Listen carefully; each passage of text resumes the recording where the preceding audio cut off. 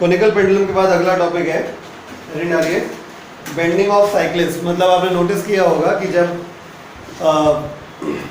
हम लोग साइकिल से या स्कूटी से किसी टर्न पे जाते हैं तो अब थोड़ा सा बेंड हो जाता है, मोड़ की तरफ झुक जाते हैं। तो क्यों झुक जाते हैं और कितना झुक जाते हैं, इसके बारे में स्टडी करेंगे। तो हेडिंग डाल दीजिए, bending of cyclist on a level smooth circular turn.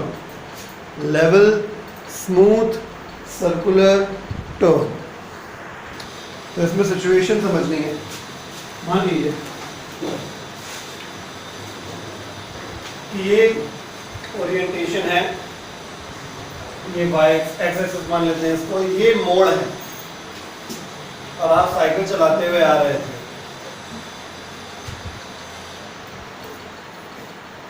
ठीक है, ये समझ रहे हैं क्या है? ये साइकिल का पहिया है, ये इसका पैडल है। पैडल से भी कोई लेना देना नहीं, बस आपको केवल फीलिंग देने के लिए साइकिल की। और ये इसका हैंडल है। ठीक है, मजेदार है। जब आप आ रहे थे शुरुआत में हालात ऐसे थे, ठीक है ना, तो नॉर्मल रिएक्शन जो था आपके ऊपर जो काम कर रहा था वो ऐसे काम कर रहा था, N was the normal reaction. ठीक है, लेकिन जैसे ही आप मोड़ पे आए तो आपके ऊपर एक्चुअली आपको मोड़ पे मुड़ना है, means you are taking on you are moving on a circular path. Actually जरूरी नहीं है सर्कुलर पाथ पर चलने का मतलब, मैंने एक बार पहले भी कहा था कि जरूरी नहीं होता कि सर्कुलर पाथ पर चलने का मतलब पूरे सर्कुलर पाथ पे ही चला जाए। अगर आप एक छोटे से टर्न पे भी चल रहे हैं तो उस वक्त आप किसमें हैं? एक सर्कुलर पाथ में। तो जब मोड़ आया, आप गड्डी लेके निकले, फिर अचानक एक मोड़ आया। ठीक है, अचानक एक मोड़ आया और आप जब मोड़ आया तो इस मोड़ का जो सेंटर है वो इधर है, तो आप सेंटर की तरफ हल्का सा टिल्ट हो जाते हो। क्या हो जाते हो? Tilt, like this.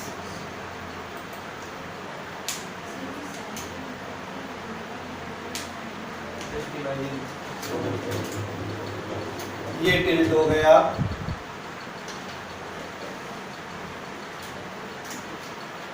ठीक है, okay.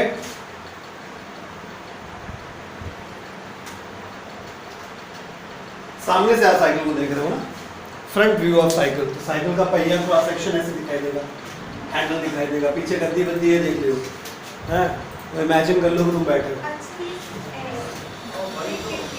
Front view of cycle ऐसे हैंडल पकड़े जाते हैं।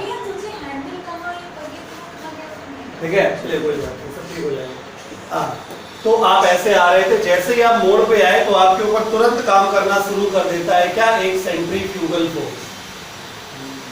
ठीक है, और यही वो सेंट्रीफ्यूगल फोर्स होता है जिसकी वजह से आपके सेंस को ये सेंस आता है कि कोई फोर्स हमें अपोजिट दिशा में धक्का देगा और हम गिर जाएंगे। तो आप इस फोर्स को काउंटर करने के लिए, वही बात है, जब आपके ऊपर कोई फोर्स लगाता है तो आप उसके अपोजिट डायरेक्शन में फोर्स की व्यवस्था करते हो। तो आप क्या करते हैं? आप झुक जाते हैं।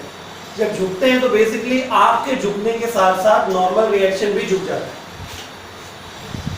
तो जितना एंगल आप झुकते हैं एग्जैक्टली उतना ही एंगल नॉर्मल रिएक्शन भी अपने आप को झुका देता है।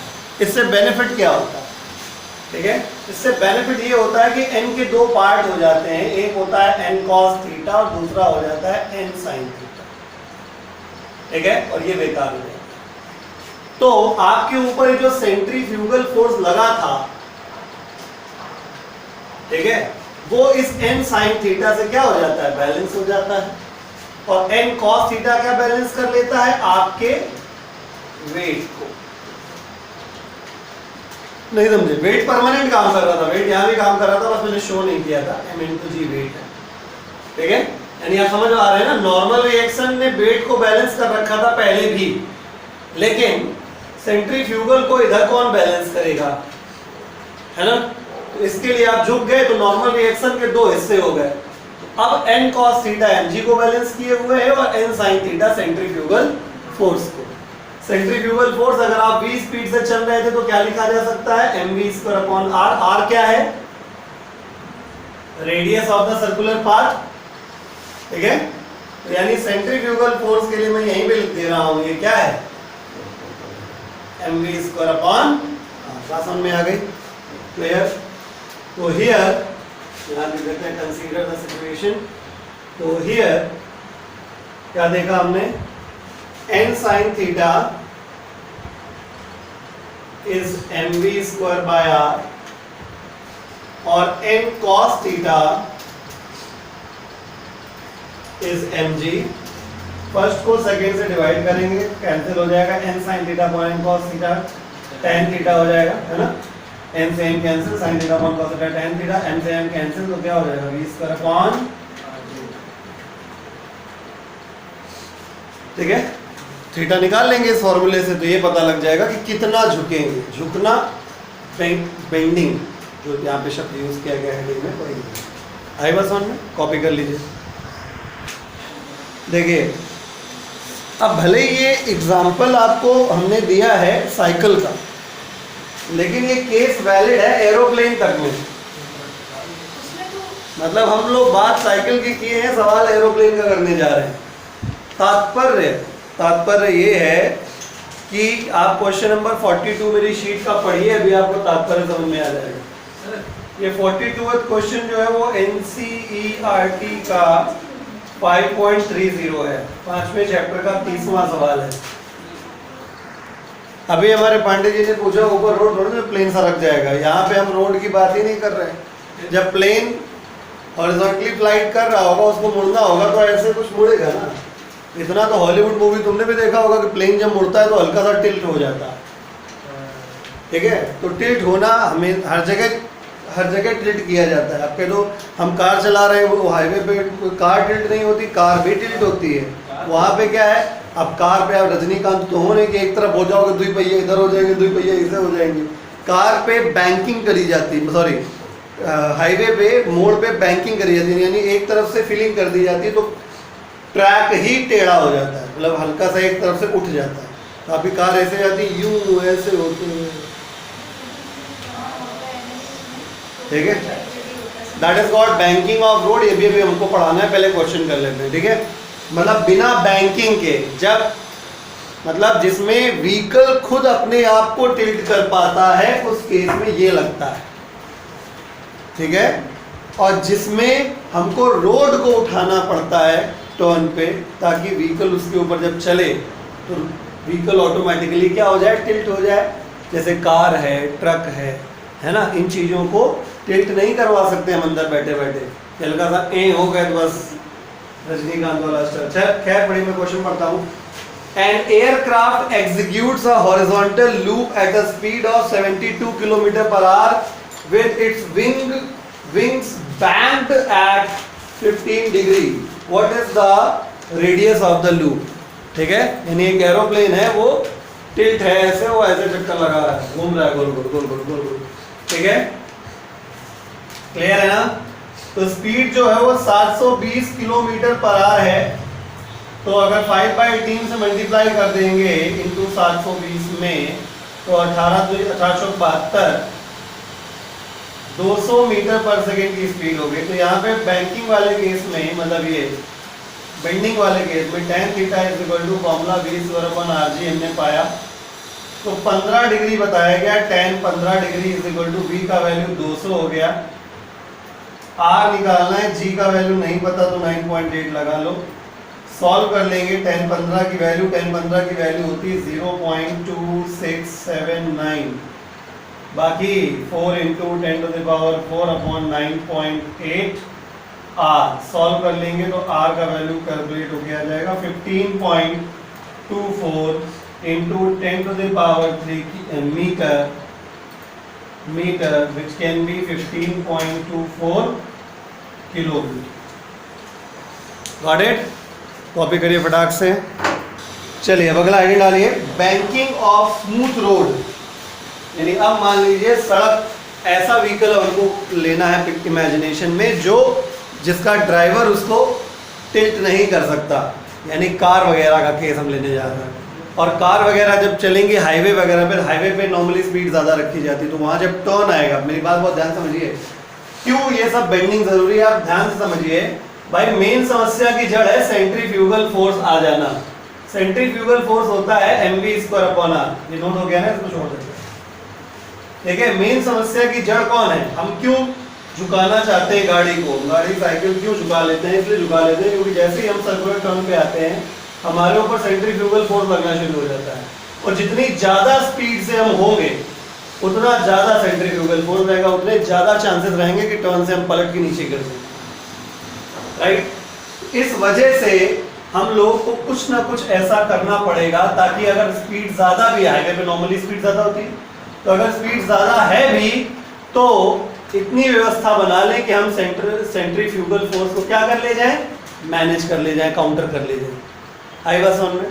तो ऐसा ही केस होता है हाईवे पे, जब कार्स वगैरह चलती हैं तो हाईवे पे जो टर्न आता है तो टर्न पे आउटर साइड में फिलिंग कर देते हैं, यानी ऐसे घूमना है मान लीजिए, तो इस तरफ वाला लेवल सेम रहेगा, इस तरफ वाली सड़क पे जब हाईवे बनाते हैं तो फिलिंग कर देते हैं, तो ये इंक्लाइन प्लेन जैसा सीन हो जाता है, जो कि मैंने यहाँ ड्रॉ किया है। फिलहाल पहले हेडिंग डालिए फिर हम समझाते हैं। हेडिंग है banking of smooth road on a circular turn. Banking of smooth road on a circular turn. ठीक है, तो हमने इमेजिन किया है, आपको फ्रंट व्यू इमेजिन करना है, जैसे भी आपने साइकिल को इमेजिन किया था वैसे ही यहाँ पे इमेजिन करिए कि हमने हाईवे काट दिया, वो खड़े होकर देख रहे हैं सुपरमैन तरह हवा में, हाईवे काट दिया।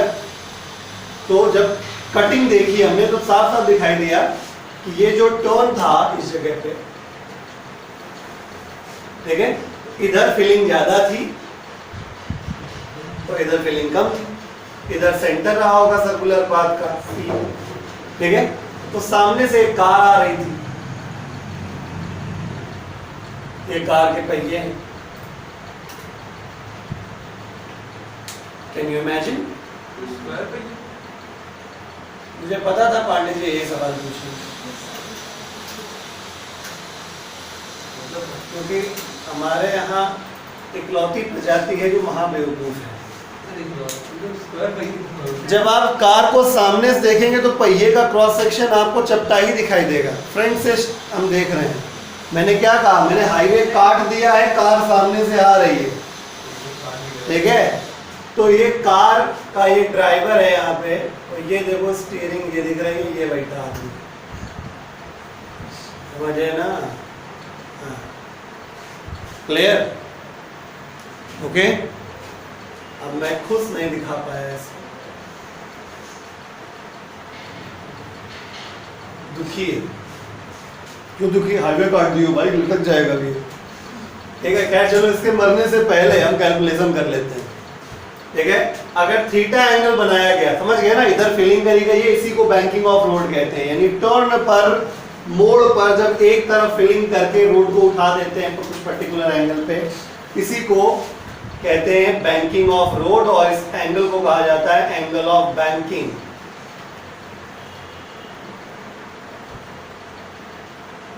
ठीक है, यहाँ पर इसका वेट आपको याद होगा, मैंने सिखाया था, इसी किया था, ये नॉर्मल रिएक्शन है, और आप जानते हैं नॉर्मल रिएक्शन, पहले ये नॉर्मल रिएक्शन सीधे रहा होगा, याद है आपको?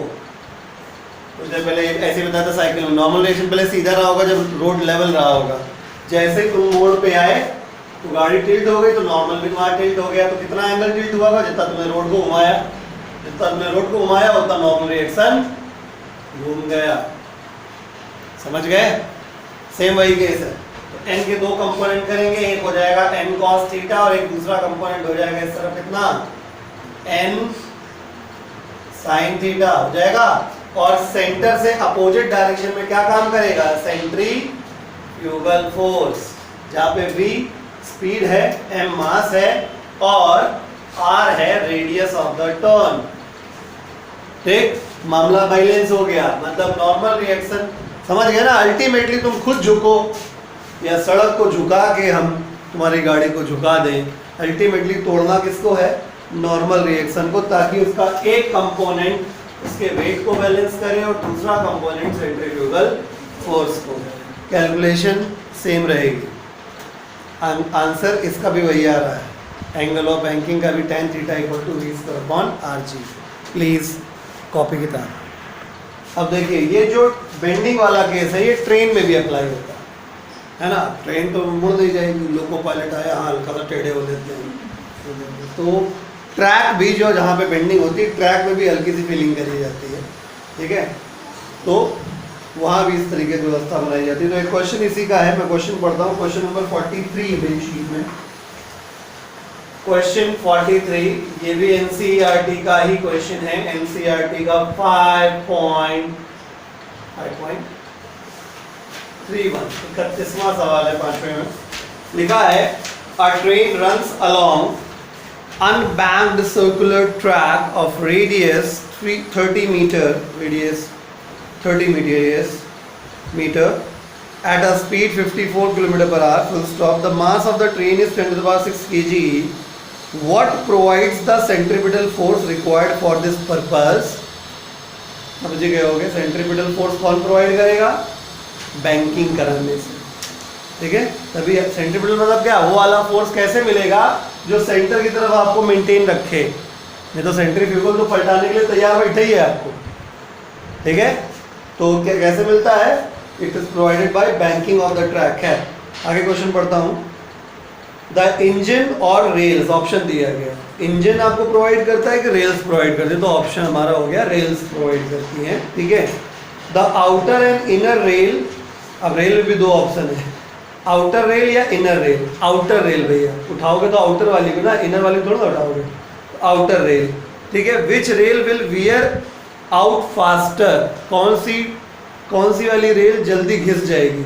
बाहर वाली, बनी बात है। मेहनत कौन ज़्यादा कर रहा है? आपको सेंट्रीपिटल फोर्स प्रोवाइड करने के लिए अपने आप को उठाए हुए है कौन? आउटर रेल, ठीक है। इसको इस समय ट्रेन जैसा इमेजिन करिए आप। ये रेल, दो रेल्स हैं, ठीक है, ये दो रेल्स हैं। तो ये वाली रेल ऊपर उठी हुई होगी, तो बैंकिंग किसकी होगी? इस रेल की होगी। तो वियर आउट कौन जल्दी होगा? ये जल्दी, ये खराब होगी, ठीक है। इसी वजह से रेलवे वगैरह में जब ऐसे कोई जगह होती है जहाँ पे टोनिंग दी जाती है ज़्यादा, वहाँ पे समय समय पे जल्दी रेल्स को चेंज कर देते हैं, नई लगा देते हैं, ठीक है। नहीं तो सबकी रेलगाड़ी हो जाएगी। Which rail will wear faster, the outer और इनर रेल? तो answer is outer rail. What is the angle of banking required to prevent the wear out of the rail? ठीक है, यानी कुल मिला के थीटा निकालना है, ठीक है। तो मैं सॉल्व कर देता हूँ। अनबैंक्ड सर्कुलर ट्रैक की जो रेडियस है वो 30 मीटर है। आर की वैल्यू 30 मीटर दे दी गई। जो स्पीड है वो 54 किलोमीटर पर आवर है। 54 किलोमीटर पर आवर को मीटर पर सेकंड में कन्वर्ट 5/18 से मल्टीप्लाई तो 15 मीटर पर सेकंड में कन्वर्ट हो जाएगा। जो मास है उससे मतलब नहीं है मुझे, थीटा निकालना है, कितना एंगल बनाएगा, बस tan theta is equal to. Theoretical question थे, मैंने बीच में ही आंसर दे दिया आपको सारे, ठीक है। मतलब क्या क्या आंसर थे थ्योरेटिकल कि आपको सेंट्रीपिटल फोर्स किसने प्रोवाइड किया? इंजन ने की रेल ने? तो आंसर हुआ रेल ने। कौन सी रेल? इनर रेल का आउटर रेल? आउटर रेल, ठीक है। कौन सी ज़्यादा जल्दी वियर आउट हो जाएगी? आउटर रेल, है ना। कितना एंगल ऑफ बैंकिंग वो निकालने जा रहे हैं। tan theta is equal to formula v²/rg, ठीक है। तो tan थीटा v कितना है? 15 का स्क्वायर, r कितना 30, g 9.8, थीटा बराबर tan इनवर्स आ जाएगा। tan इनवर्स कितना? 0.7653। इसको सॉल्व कर लेंगे आप कैलकुलेटर से तो 37.4 डिग्री। सीबीएसई वाले यहीं तक करते, कोई बात नहीं, आईएससी वालों को यहाँ तक करना पड़ेगा। जल्दी से कॉपी कर लिए, आगे बढ़ते हैं। तो कहानी अब तक हो चुकी है कि आपको पलटने से बचा रहा था कौन? या तो आप खुद झुक रहे थे या रोड की वजह के हेल्प से झुकाया जा रहा था। अब बनी बात है, कार हमेशा हाईवे पे तो चलती नहीं, ठीक है, लेवल रोड पे चलती है। तो ऐसी स्थिति में अगर कार को बचाना है तो फ्रिक्शन जिंदाबाद। यानी अगर लेवल रोड पे कार चल रही है और बैंकिंग नहीं है तो पलटने से भाई, क्योंकि सेंट्रीफ्यूगल फोर्स तो तब भी लगेगा जब गाड़ी सर्कुलर ट्रैक पे आएगी, तो सेंट्रीफ्यूगल फोर्स लगेगा, पक्का लगेगा। तो उसको बचाने के लिए, पलटने से बचाने के लिए क्या चाहिए? सेंट्रीपिटल फोर्स चाहिए। अभी तक सेंट्रीपिटल फोर्स कैसे मिल रहा था कार को? बैंकिंग ऑफ रोड से। हमारे गली मोहल्ले में भी एक से स्टंटबाज लोग होते हैं, कहेंगे और घुमा देंगे, ठीक है। तो मतलब उनको भी तो व्यवस्था चाहिए ना बचने के लिए। जैसे स्टंट मारे तो खड़ा पलट गए, लेटे वहीं, ये अस्पताल में जमा किए जाएंगे। ठीक, तो ऐसी व्यवस्थाओं के लिए फ्रिक्शन भी कहीं ना कहीं आपको सहयोग करता है। इसीलिए कहा जाता है friction is a necessary evil. कई जगह खराब है तो कई जगह आवश्यक भी है। Friction is a necessary evil. तो आपको समझाते हैं, पहले अच्छा हेडिंग डाल दीजिए। समझ रहे हैं ना मैं क्या कहना चाह रहा हूं? अभी तक कार को पलटने से बचाने के लिए, टर्न लेते समय कार को पलटने से बचाने के लिए अभी आपने किसका इस्तेमाल किया है? सिर्फ बैंकिंग का। अभी हम कौन सा केस ले रहे हैं कि कार ऐसी जगह पे टर्न ले रही है जहां पे बैंकिंग नहीं है, तो फिर उसको कौन बचाएगा?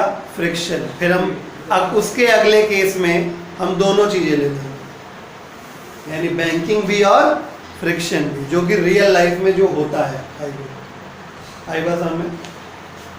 ओके, तो हेडिंग डाल दीजिए, टर्निंग ऑफ अ कार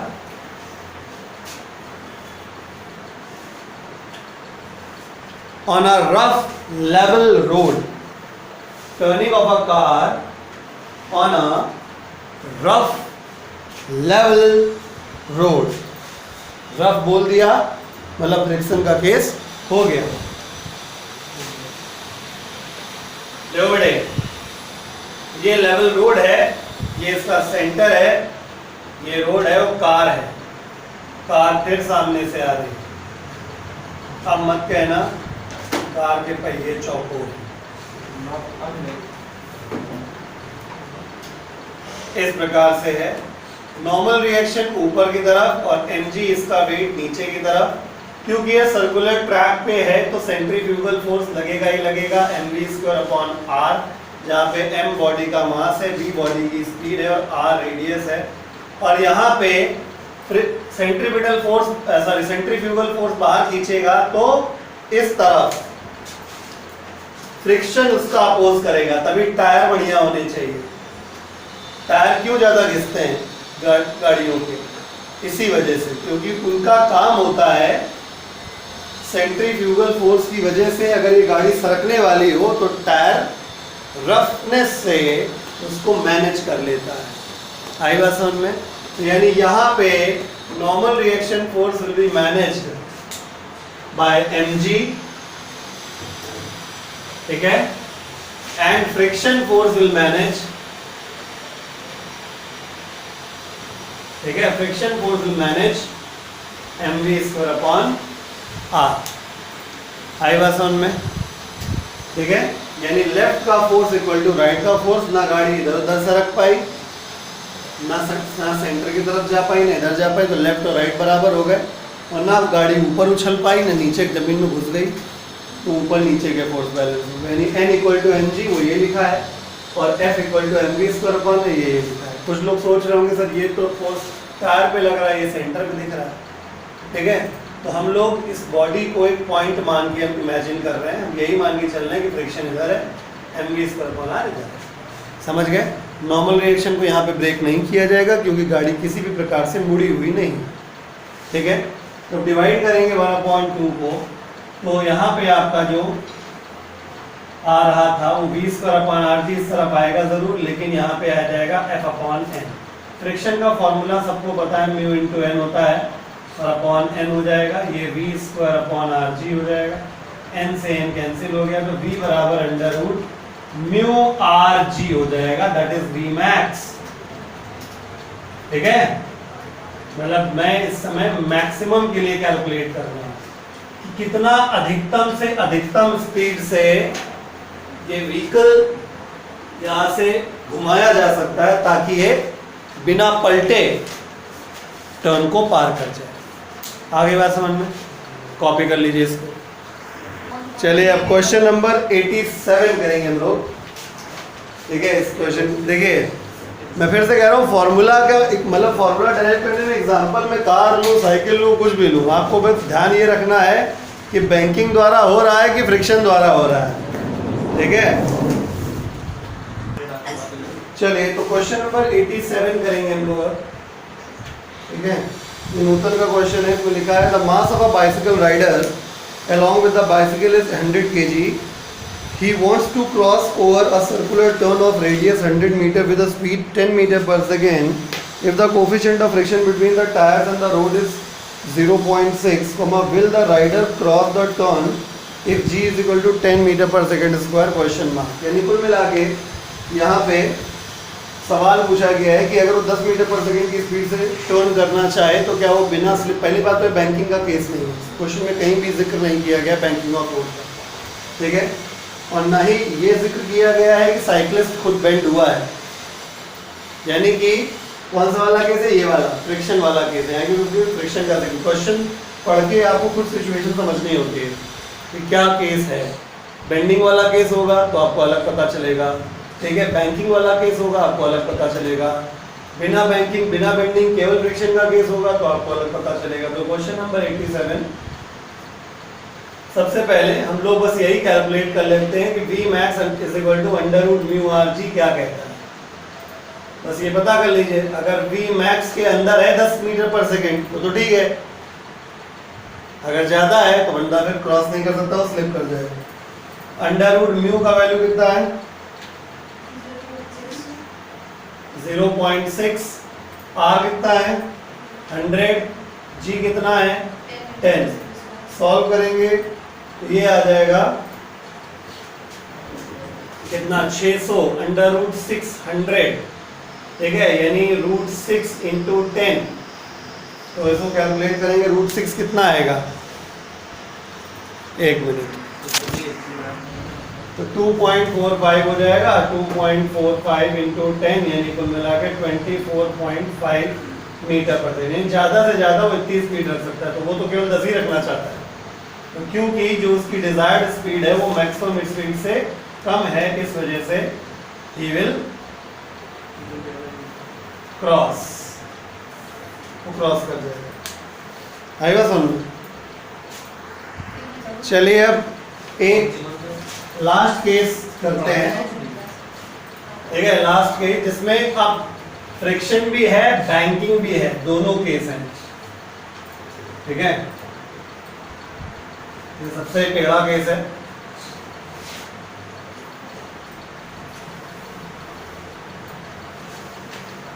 ठीक है, तो लिखिए हेडिंग डाल दीजिए, turning of a car on a banked rough circular turn.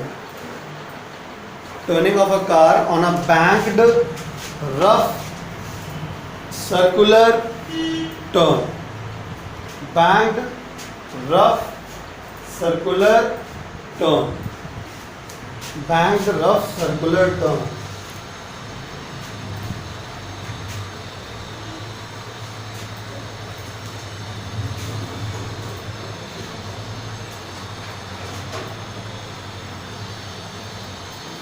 Banked rough circular turn,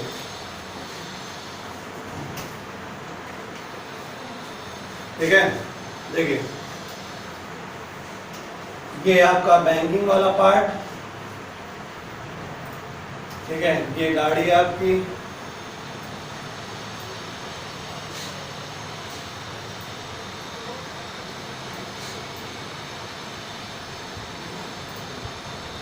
ठीक है, ये mg हो गया वेट,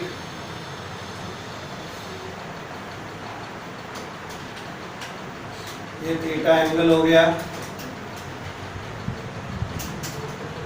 ठीक है, ये normal reaction,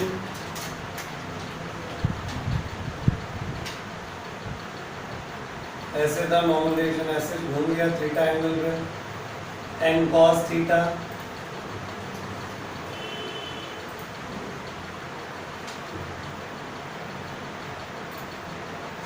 N sine theta,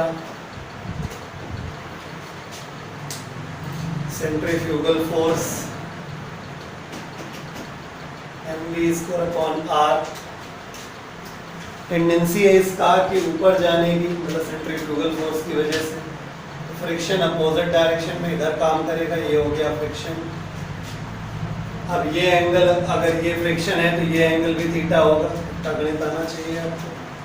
इसके दो कंपोनेंट करेंगे तो फ्रिक्शन का जो कंपोनेंट आ जाएगा वो f cos थीटा आ जाएगा, और ये जो हो जाएगा वो f sin थीटा हो जाएगा, ये बेकार हो गया। ठीक है। अब बस बैलेंसिंग का कैलकुलेशन करनी है, लेफ्ट वाला राइट के बराबर। तो हियर मतलब यहाँ सारे कंपोनेंट हो गए हैं, सब कुछ हो गया है। तो f cos theta plus n sin theta बराबर mv² bye r, equation number 1। और दूसरा है ऊपर और नीचे वाला n cos थीटा बराबर f sin theta plus mg। इसको और आगे सॉल्व कर लेते हैं। n cos थीटा बराबर f की जगह mu into n sin theta plus mg, ये इधर ले जाएंगे, n कॉमन हो जाएगा तो cos थीटा माइनस का म्यू sin थीटा बराबर mg। इस प्रकार से n बराबर mg अपॉन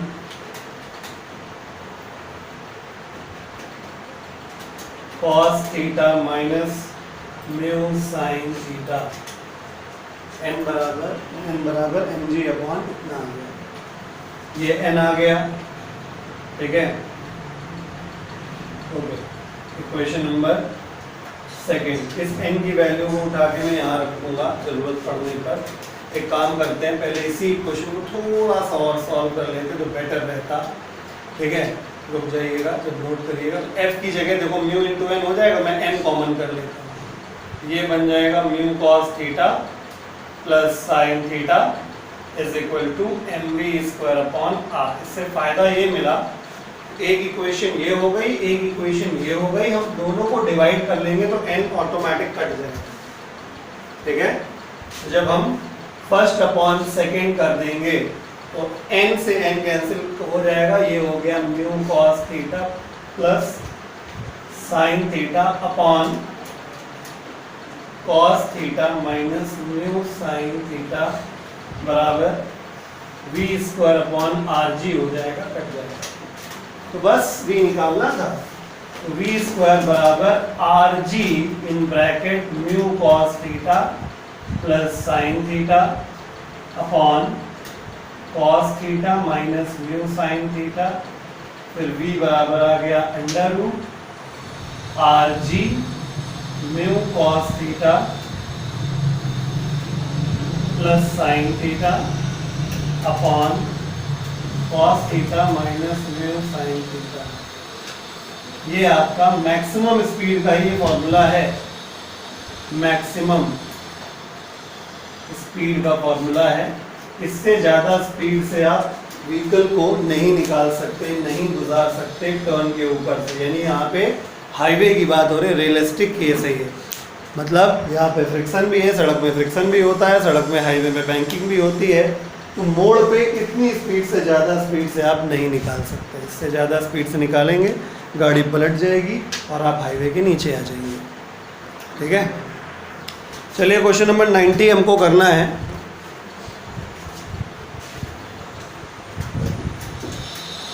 क्वेश्चन पढ़ता हूँ मैं। लिखा है अ 2000 kg car has to go over a turn whose radius is 750 meter and the angle of slope is 5 degree. The coefficient of friction between the car wheels and the road is 0.5. What should be the maximum speed of car so that it may go over the turn without slipping? ठीक है, यानी यही वाला case है, सब कुछ दिया हुआ है।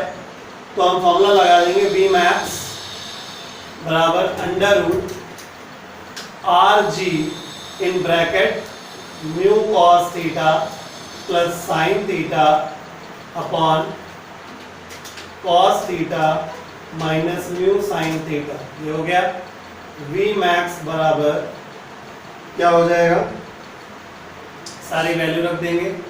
r का वैल्यू दे रखा गया है 750, g का वैल्यू नहीं दिया तो 9.8, म्यू का वैल्यू 0.5, थीटा का वैल्यू 5 डिग्री तो कॉस 5 डिग्री